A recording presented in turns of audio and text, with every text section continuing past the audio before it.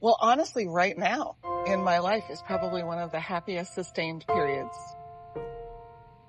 There's a lot of changes that I've made in the last 5 years, and they've basically created the life that I thought I always wanted, I have right now.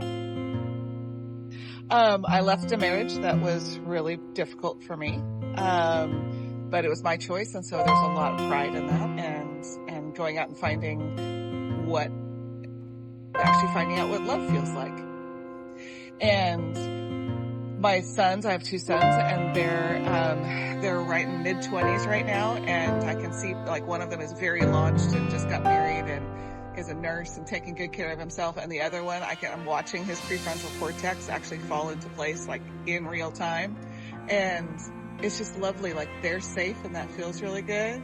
And then financially, I grew up very poor, and financially I'm in a place right now, as long as the economy doesn't fall apart, where I feel okay. Like, I feel solid.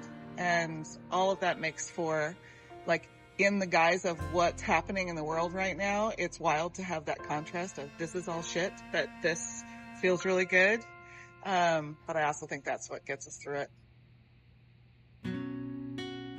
There was a moment, like a 1 hour period, where things just started to shift in my head, where the life that I was living, I was like, this isn't sustainable anymore. And there was a conversation I had with my ex that precipitated all of that. I cannot for the life of me remember the actual topic. But by the time I got from where we had breakfast to go buy groceries, something had changed. And then it just unfolded from there. I grew up in an addicted family, and so parents that were struggling with addiction, a dad who was a narcissist, and I learned how to be really small. I learned how to not take up a lot of space. I learned how to navigate the people around me. In 2019, when that break happened, so I married someone who was exactly like my parents. That's what we do. And if we haven't done the work to undo that, we just go out and repeat it. That moment actually was this moment of, oh, I don't have to do it this way. And so it was recognizing, like, the pieces in me that needed to change in order for my life to be different. So it was actually all change on my part.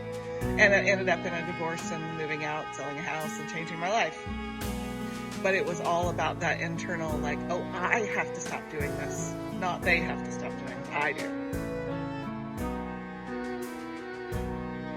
Till I found social outlets at school, which was actually closer to, like, almost high school, I felt extremely isolated and lonely. Even when I was with people, because I didn't feel with people because of my family makeup.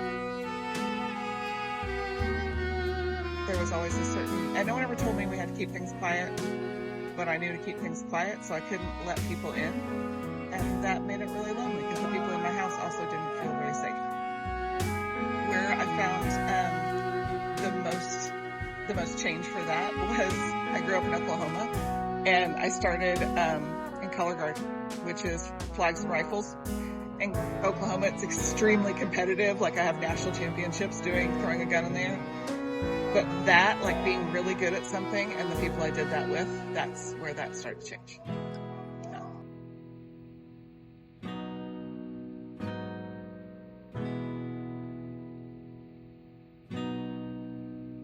If you could say something to somebody to get it off your chest, something that you probably haven't or can't really say to them, what would it be? That is a fantastic question.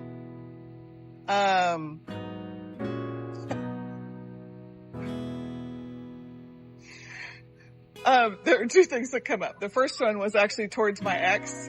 And it was not nice. It was your fucking fault. And the other one was towards a partner that I had die in 2021, who we had a relationship way back in the 90s, and we met up again as my marriage was going. And he died suddenly, and truly what I would want to ask is, did you do it on purpose?